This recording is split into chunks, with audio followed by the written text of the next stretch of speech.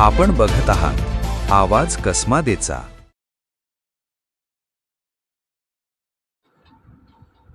सटाणा कांदा उत्पादक शेतकऱ्यांना दिलासा देण्यासाठी केंद्र शासनाने कांद्याला प्रति क्विंटल 3000 रुपये हमीभाव जाहीर करावा, तसेच नियमित कांदा निर्यात सुनिश्चित करणारे कायमस्वरूपी धोरण आखावे, अशी मागणी नगरसेविका जयश्री गरुड यांनी केंद्रीय सामाजिक न्याय मंत्री रामदास आठवले यांच्याकडे केली आहे।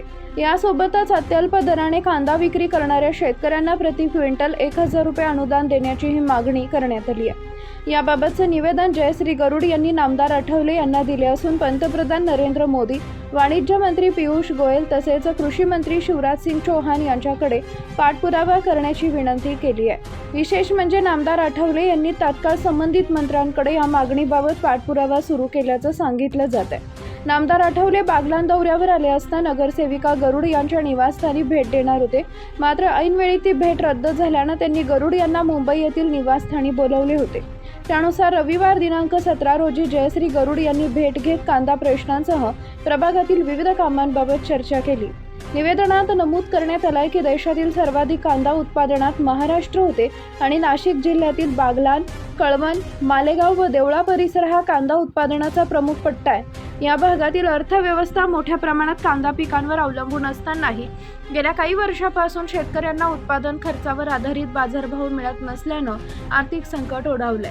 सलग होत असलेल्या आर्थिक नुकसानीमुळे अनेक शेतकरी कर्जबाजारी झाले असून आत्महत्यांचं प्रमाणही वाढत असल्याकडे निवेदनातून लक्ष वेधण्यात आलं आहे।